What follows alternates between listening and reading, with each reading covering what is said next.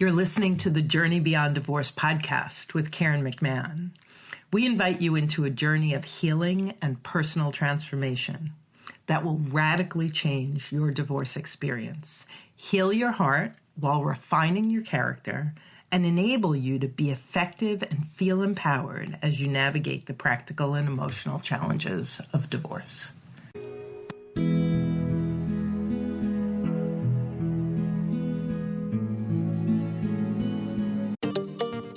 Divorce is like a foreign land, filled with unfamiliar rules and jargon, and pressure to make complex decisions that will impact the rest of your life. Don't go it alone. Go to rapidreliefcall.com and get the support and guidance you need. Welcome to JBD Team Talks with your host, Karen McMahon. During Team Talks, you get a chance to meet our JBD coaches as we discuss challenges and difficulties that are common to everyone facing divorce and provide you with tips and strategies to help you master the art of managing your thoughts, calming your emotions, and intentionally choosing your responses. And now for today's topic.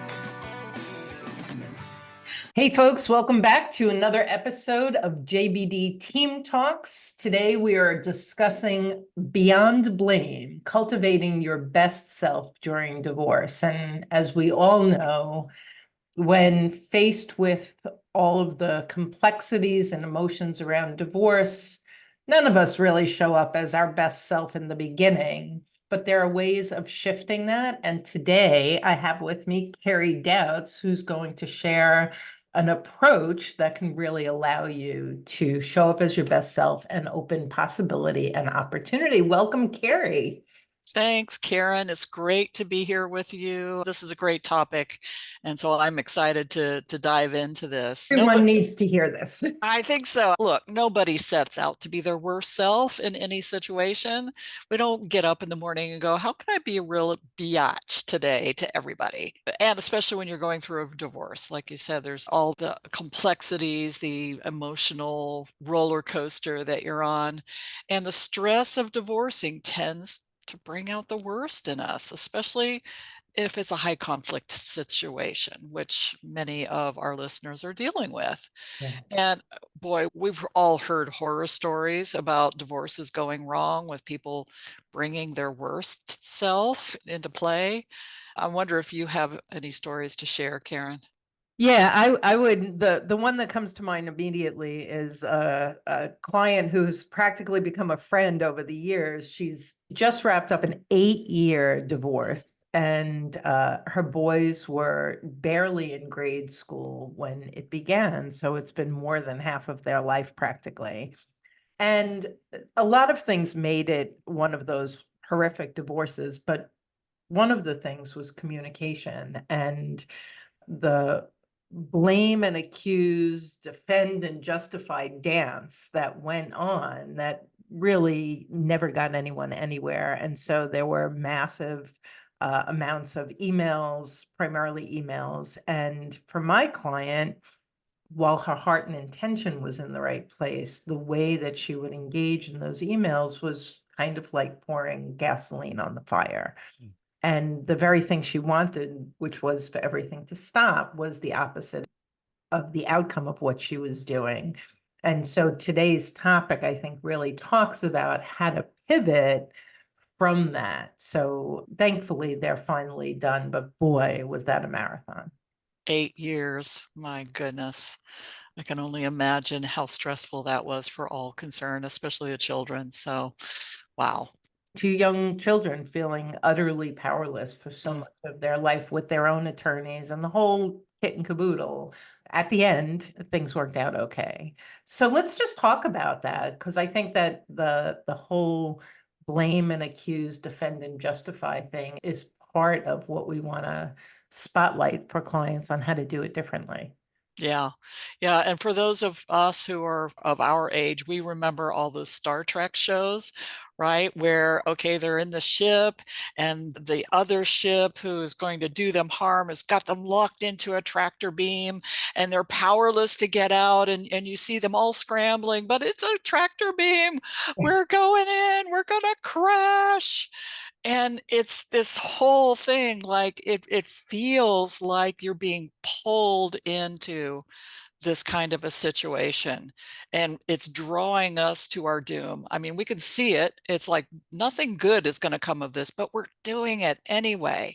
Like, to your point, the people just involved in that tit for tat, these back and forth conversations that don't get anywhere. These are smart people. Some part of them probably recognizes, but they're locked in the tractor beam. We think we can't escape it. But remember, Scotty could beam us up at any time when Right. we're in danger. So it's like, this is what we're going to talk about today. Think of this as, hey, Scotty, beam me up from this. Get me out of here before I get killed. We're going to talk about a strategy to help you maintain your dignity while you're divorcing, and especially in a high conflict personality situation. We may not have Scotty to beam us up, but we'll share the next best thing. So let me Yeah. just dive in. What we're Yeah. going to talk about is the 4 levels of engagement. And the acronym for this is DSCO, DSCO. So we're going to go disco dancing here. So I'll just going to talk about what the 4 levels are, and then we'll dive in with a little bit more specificity in a minute. So the first level is drama. Think about it. It's that area where we're just at the surface of things. The next letter is S, situation. So we've got drama, situation. The third level is choice. And then the first level is opportunity. So this simple model, this DISCO model, provides a structure for recognizing how we habitually respond to the circumstances and events in our lives. And it can also be like a simple yet a powerful framework for you to help you move from a place of helplessness towards proactively dealing with your divorce and the situations that are included in it. So this model comes from the work of Dr. Alan Seale and the Center for Transformational Presence. So I want to give credit. I did not make this up. This is Dr. Alan Seale's work, but it's super powerful and super helpful in dealing with divorce. So I'm going to explain the model first. Then I'm going to take you through an exercise so you can actually experience all 4 levels of engagement about a situation that you're in right now. Okay, how's that sound, Karen? That's beautiful. Yeah.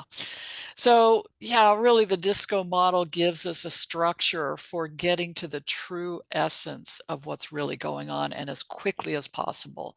And it's designed to help you make huge shifts in how you approach challenges and situations where there's a lot of chaos and confusion.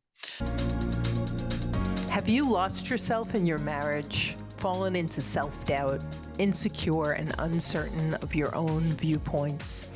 If you've disappeared behind the shadow of your partner's personality, the Reclaim Your Mind free mini course will help you understand how you got here and the exact steps needed to regain control of your life. Go to jbddivorcesupport.com/reclaim your mind and get started today. So let's talk about drama. So drama, as I said, it lives at the surface of any situation. It's like that he said, she said, and it's really easy to get caught up in this level and start reacting to the emotions of a situation. So it kicks us into stress where our reactions are either going to have us withdraw and feel like a victim, or they're going to have us attack and try to defend ourselves or go on the offensive. So when we're reacting out of stress, it usually makes the situation worse. We're not our best selves. Reactivity is a trap. It's that tractor beam that's trying to draw you into an escalating conflict. And it tries to give you the message that you should just give up and get in and let the other person win, or that you're going to fight to the death. And you often lose complete sight of what it is that you're fighting for and what you're fighting against. So at the drama level, we're in blame. We're just looking for somebody to blame. It's not my fault, it's your fault. It's not me. No way. You're in the drama level when you hear yourself and your partner saying things like, it's your fault, not mine. And I can't believe you're doing this again. We hear this. One way we know a client is in drama when they say, I can't believe he or she is doing this. Karen, how many times have you heard a client say that? Right. 100, 1,000. Yeah. Yep. Yep. Yeah. And it's true. And when we're in the drama, our focus and our ability to think just goes out the window. We're focused on blame and hurting the other person in order to win. So Winning drama is the is goal. it's really being locked in your very narrow perspective Yep. of the situation. So you're not even looking at the whole situation. You're just No. looking at your perspective of the situation and flailing in whatever way. Yeah, you've dug your heels in. It's extremely important to be right when you're Mm. in it's like I said, we lose track of what it is we're fighting over, but that need to be right, we'll fight tooth and nail to be right. And so that's drama. And as if we drop below the drama level, you could think of this as we're on an elevator and we're going to a different floor. So we've been at drama, we've decided I'm going to go to the level of situation. We can see things more clearly when we're in situation. We're really looking at what happened, reality, what's happening. The typical question at this level is, well, this is going on, how do we fix it? And so the main focus at situation level is damage control. How quickly can we fix this problem and get back to like this quote unquote normal, right? So we move on, we put the situation behind us, usually without learning from what the situation brought forward. We're just dealing with it, we're fixing it, and we're moving on. And as a result, a similar situation is likely to come up again because the real underlying issues were never addressed.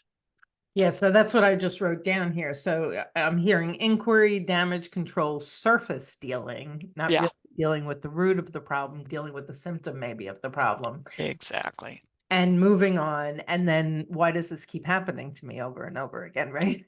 It's like whack-a-mole. You solve one problem and another one pops up over here and you got to go whack-a-mole over there.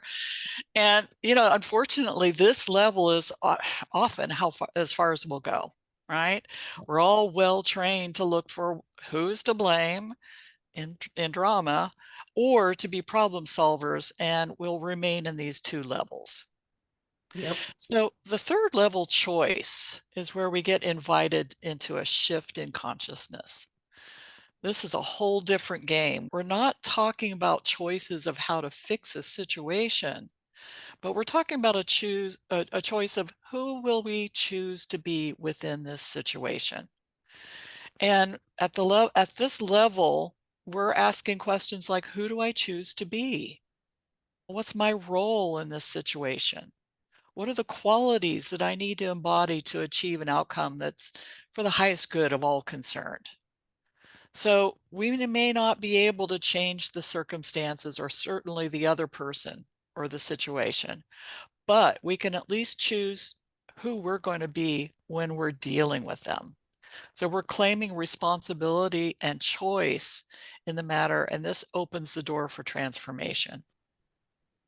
And then the fourth and the deepest level is opportunity.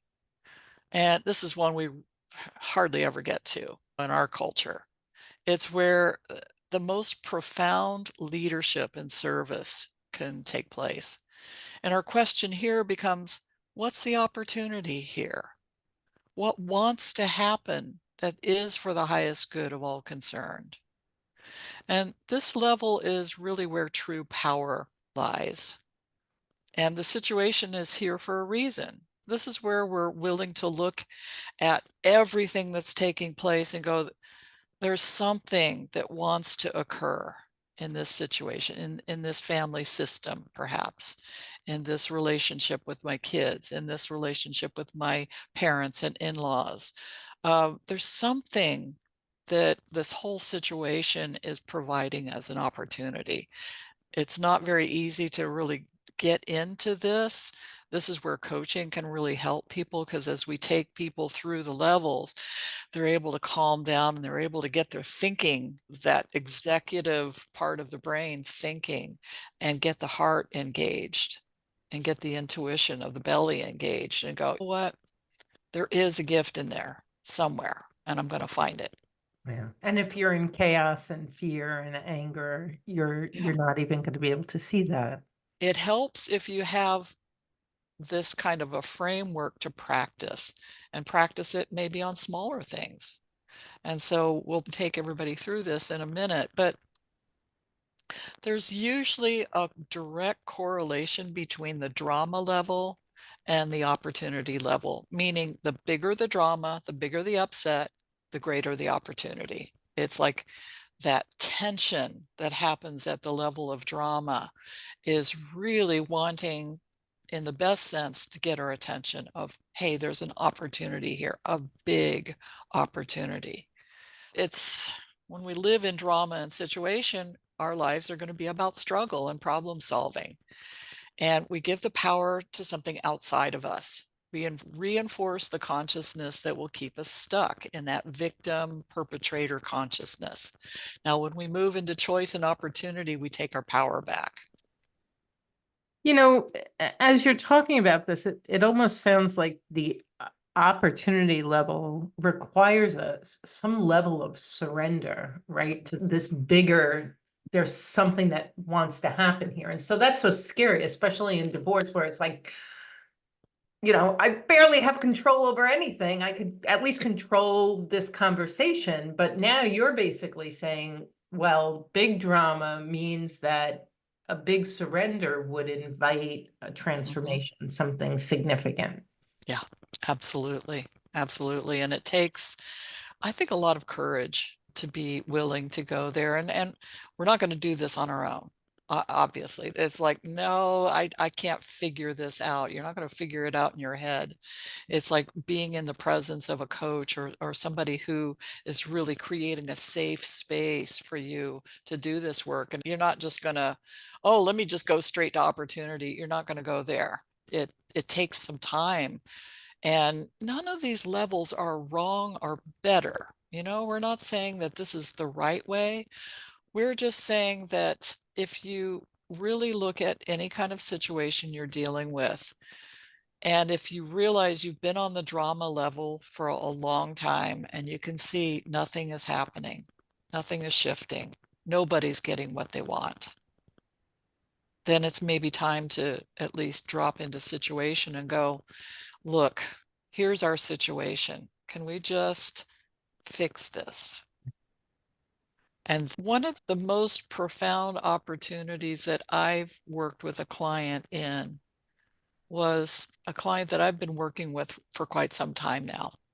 And at the beginning, she was definitely in the drama, and she really felt like she was in that victim level of being in the drama, that everything she did, no matter what she did, it wasn't working. And that her husband was just hell bent on making her wrong and having her take the blame for everything. And we had to really look at some aspects of her situation and spend a long time there to look at some of the situations that she had gotten herself into that weren't helping. And as we started working on one situation at a time, it started to open up this bigger question of, and I would introduce this as like, yeah, here's the situation, and who do you choose to be in that? And a lot of times people was like, what do you mean by that? I said, well, what would be a quality that would really help you, that you could just bring into your self and embody that, and such that you're taking this quality in so that it informs every decision you make. Yeah. And she decided she was going to be strong. That was the self she was going to bring into this, the choice. And so when she saw that, she started naturally making shifts in the way that she would respond. And I say the word respond with being careful here. It was not reacting. It was taking everything in and going, well, this is my response from my place of strength. And it Mm. wasn't just strength of power over, it was that strength of standing up inside yourself. This is where I stand, and this is what's important, and this is what we can both agree on as important when we're raising our daughter together.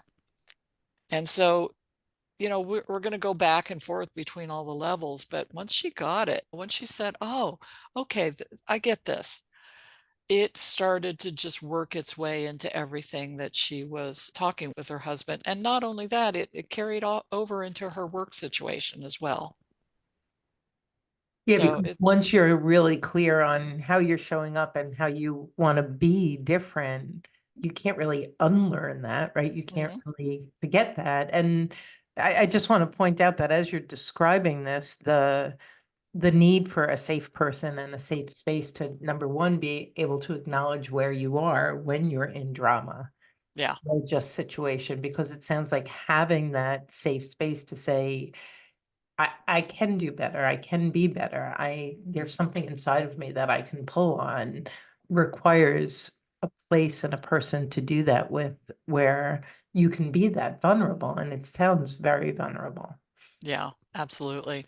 And if I'm working with a person in person, whether it's standing next to them or on Zoom, I actually have them take their body through it. So we'll write out drama, situation, choice, and opportunity on a piece of paper and have them go stand in drama and talk about the situation from drama, and just really get into it.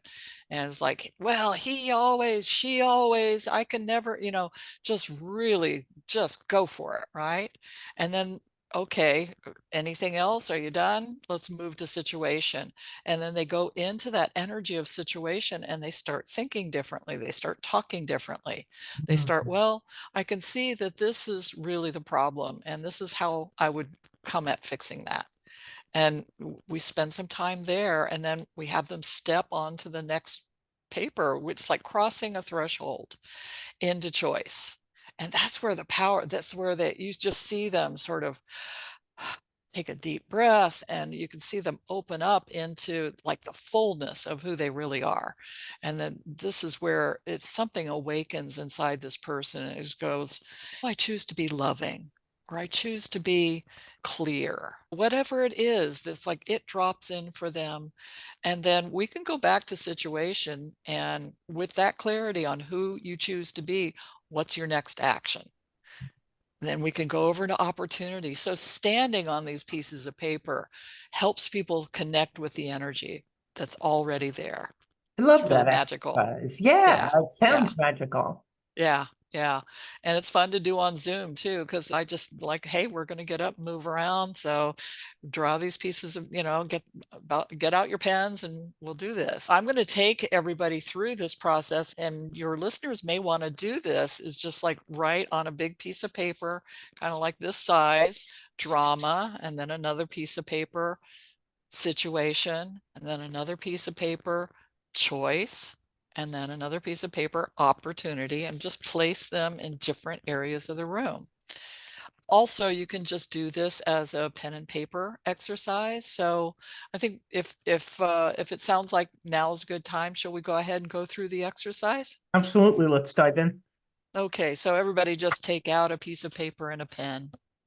And I'll do a centering exercise with all of us just to get us into the frame of mind to do this. So if you're sitting down, just imagine yourself closing your eyes and just getting really comfortable in the chair. Take in a deep breath, just breathing all the way in and then letting it go. And feel your body in the chair. Just feel those places where your body is touching the chair, and just notice what it feels like. And feel the chair supporting you.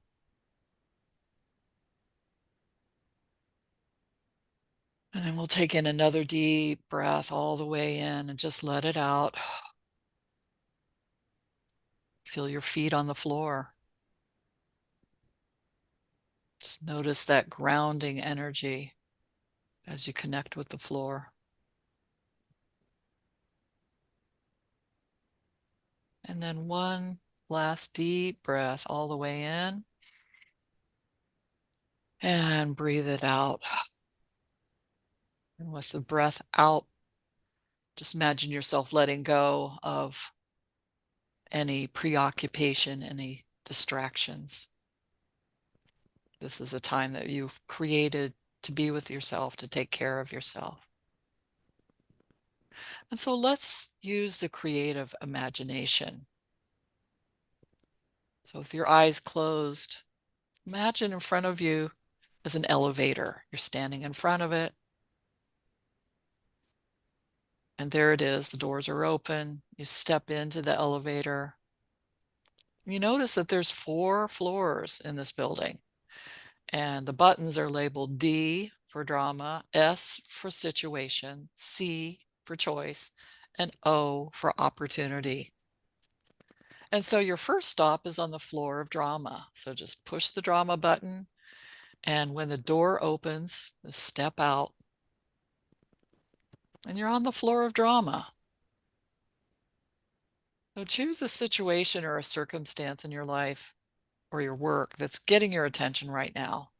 Pick the one where you know you're in drama. Yeah, that one that just popped into your head. You're upset about it. Just give yourself some time to write about this situation on your paper.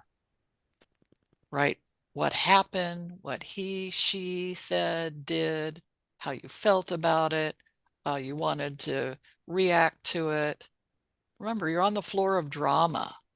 Just let go of any judgments or assumptions about being in drama and just go for it. Just fully experience it. Here's your chance. You have permission to just go into drama. Just go full on.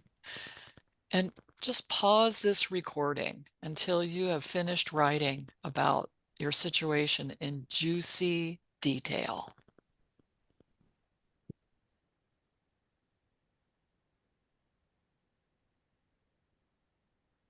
And so you've paused the recording, you've written about your situation in the drama.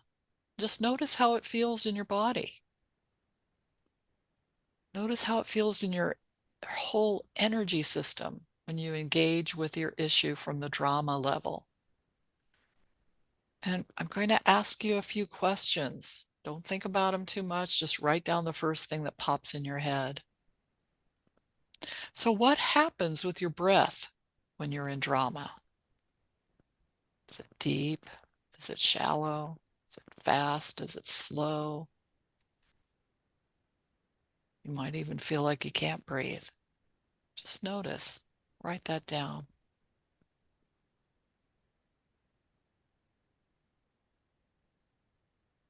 And what is your relationship to the issue when you're in drama?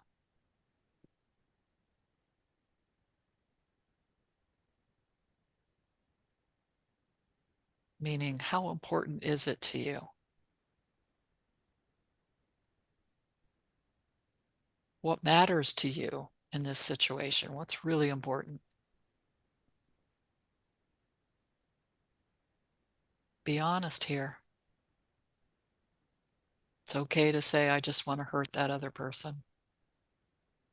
Just be true. Who do you become when you're caught up in drama?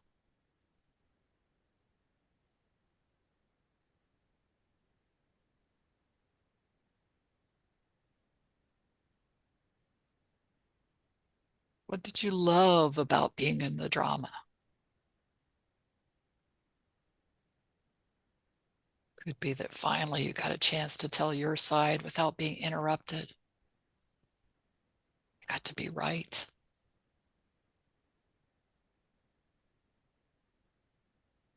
So what was frustrating about drama?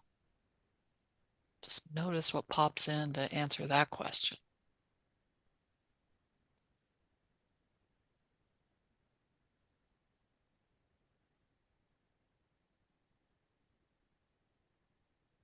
If you need another minute to finish answering these questions, just pause the recording If you're ready to go forward, just shake out the energy of drama. Just shake it out of your shoulders, shake it out of your arms, just shake it off.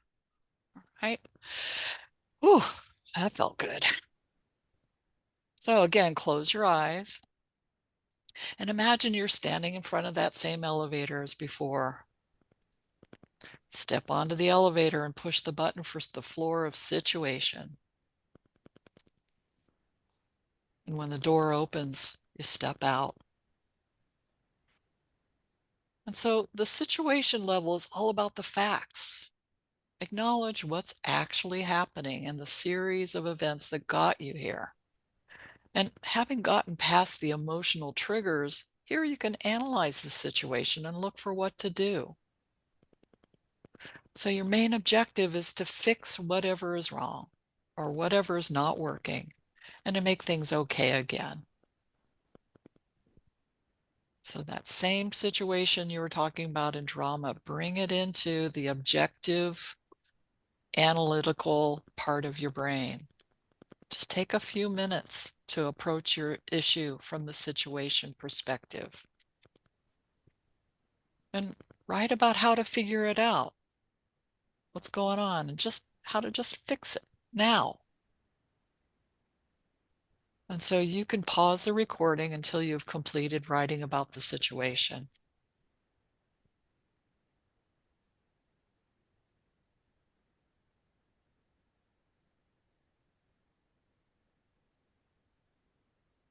Okay, we're back. Well done. So like before, I'm going to ask you a few questions. And again, don't think about it too much. Just write down the first thing that pops in your head. So as you engaged with your issue from the situation level, what's happening in your body and with your breath?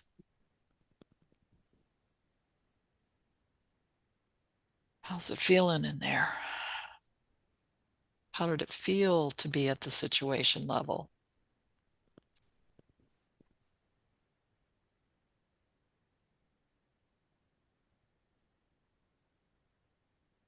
And how was it different from being in drama?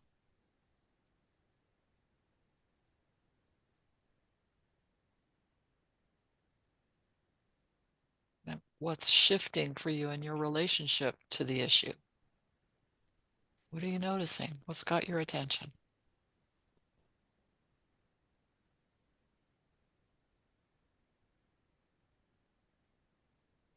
What matters to you here? What's important?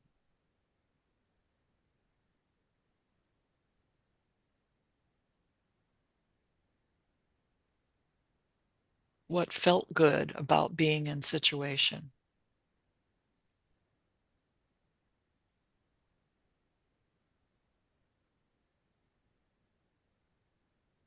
And what was frustrating about it? Again, being honest. If you need a moment to pause the recording to finish answering these questions, just take that time. If you're done and ready, we'll just shake out the energy of situation just the same way. Just shake it out of your arms, shake it out of your hands, your shoulders, your neck. Yeah. Yeah, that felt good. All right, we're going to continue. So close your eyes again. And you're standing in front of the elevator again. So step into the elevator, punch the button for the level of choice. And you can feel something going on that's maybe got the butterflies going in your stomach. Because as you walk into the floor of choice, you recognize this floor is very different from the other floors you have visited. It's more peaceful here. You recognize that you've crossed a threshold and a big shift happens as you step beyond trying to manage the situation and make something happen. And so here at the level of choice, you realize you may not be able to change what's happening, but you can choose how you will relate to what's happening. So on this floor of choice, you take responsibility for yourself and for your role in the situation as it's unfolding. And you consciously choose the role you will play going forward. Just take some time to let that choice come forward inside of you. Notice it's not a choice of what to do. It's a choice of who to be. Who are you choosing to be in this situation? So again, pause the recording until you've completed writing about who you choose to be inside the situation.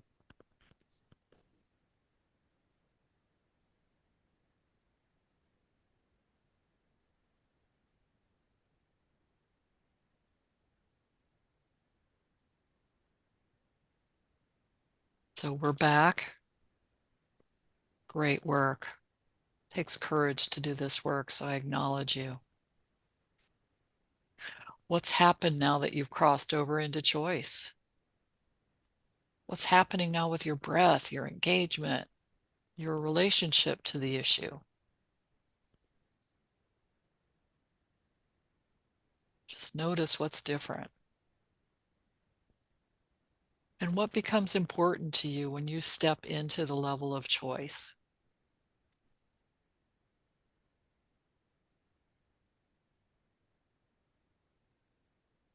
Notice how it's different from the levels of drama and situation.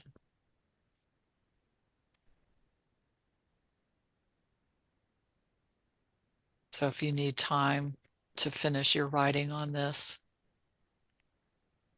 just go ahead and pause the recording.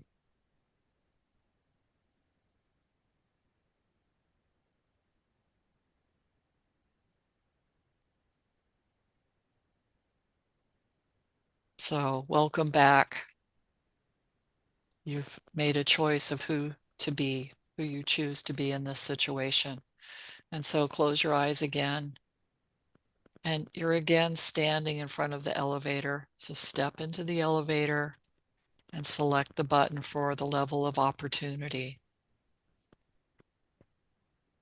And as you leave the elevator and enter onto the floor of opportunity, you feel yourself drop into the energy of opportunity, of possibility. You might actually feel it as a heightened sense of excitement. There's actually something wanting to happen within your situation. What is the opportunity available? What is the shift that's trying to happen for you, for your system, for your family?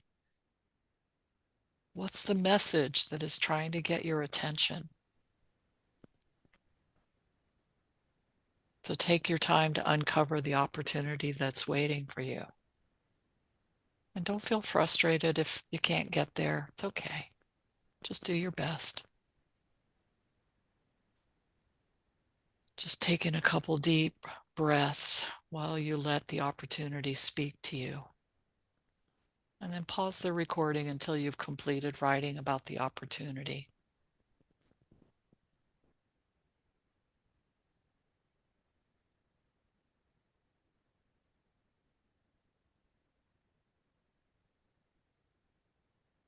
So welcome back.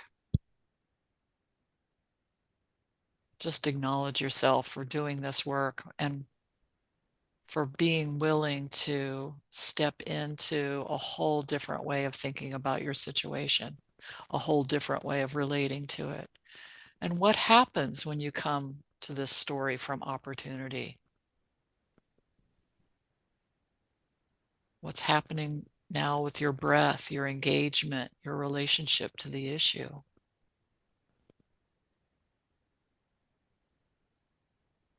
And what are you discovering from this exercise, the 4 levels of engagement?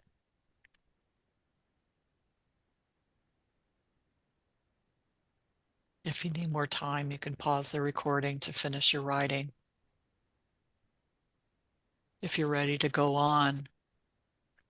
And you get that sense of what wants to happen in a situation, you realize you can move easily back into the choice level, having recognized the opportunity. What more do you understand about your role and how you can play it going forward? And then you can move back up into situation. Now that you know more about the opportunity and who you choose to be, what is the next action that you'd like to take? Just give yourself a lot of time to go back and forth in between opportunity, choice, situation, and just work with these questions. Pause the recording until you're done.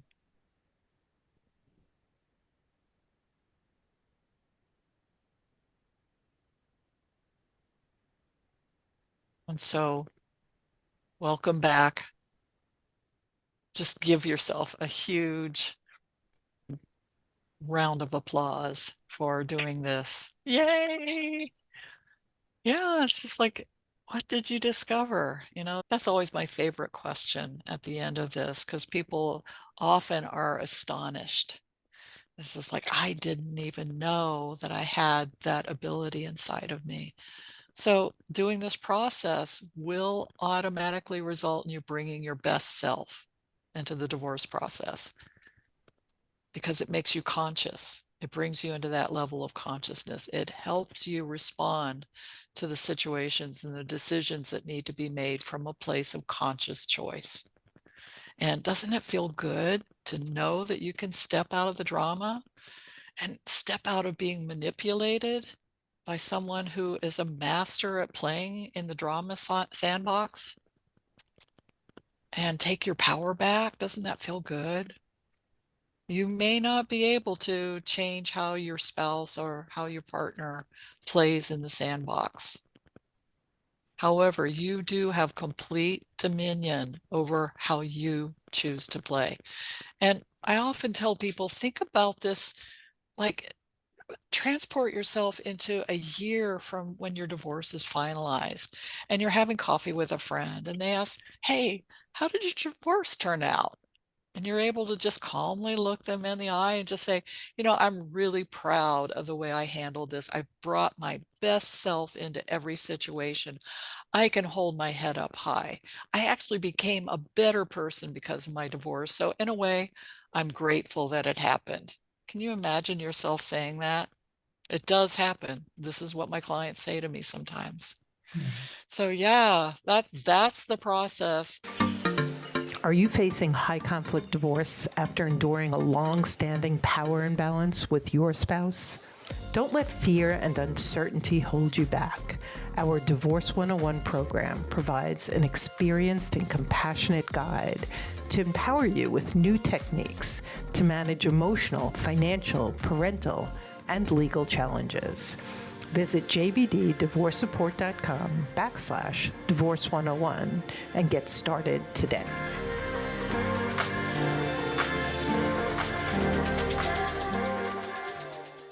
I had a situation with one of my adult children this morning.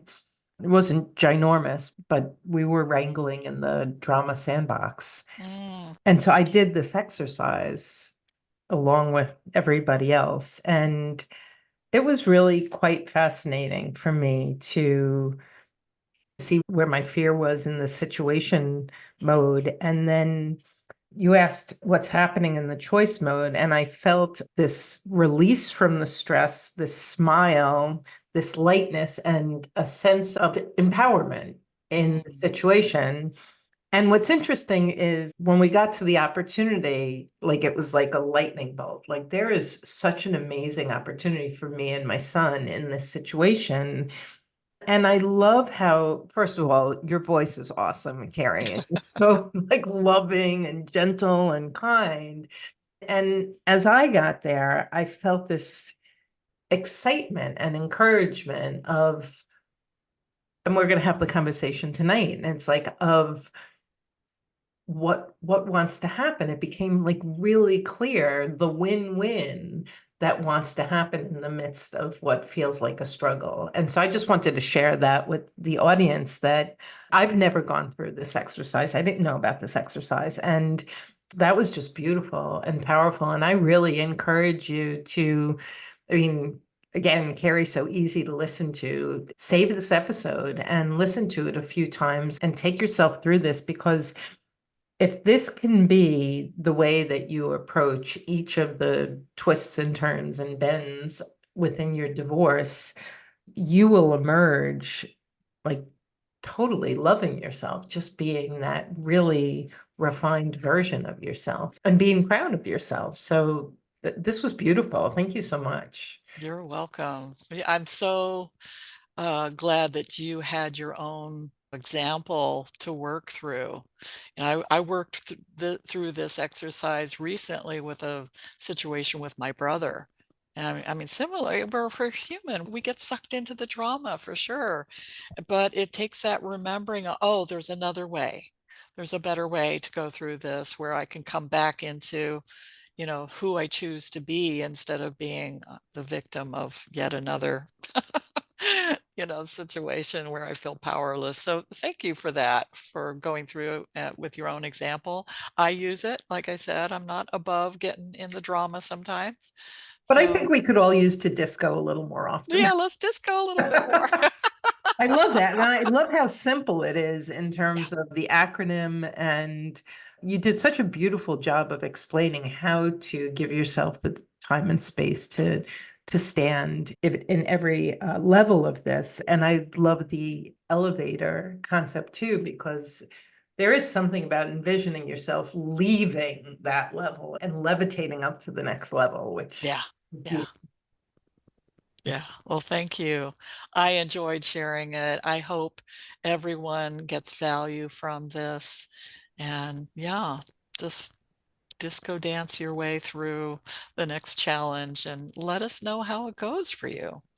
Yeah. Yeah. You can email info@journeybeyonddivorce.com, share your experience. I'm sure both Carrie and I would love to hear the impact that it has. So Yeah. Yeah. great. Thank you, Karen. Thank you, everyone. And we'll be back again real soon with another episode of our podcast. Until then, you take care. Thanks for joining us on the Journey Beyond Divorce podcast. I hope you found guidance and encouragement to help you along your journey. If you like my podcast, please take a minute to subscribe and leave a review on iTunes. You can also visit us at jbddivorcesupport.com, where our team of coaches support both men and women through our one-on-one coaching, group programs, online courses, and free resources. Do you love podcasts? Well, I do too. Hey folks, I'm Clint Powell and I host a number of podcasts, and I want to share a few of them with you. During the Break podcast is my legacy podcast. We talk business, politics, relationships, culture, all with interesting people. Give us a listen at duringthebreakpodcast.com. And if you love adventure in the great outdoors, give Dayfire Podcast a listen. I host it with my friend and the founder and former owner of Rock Creek Outfitters, Dawson Wheeler.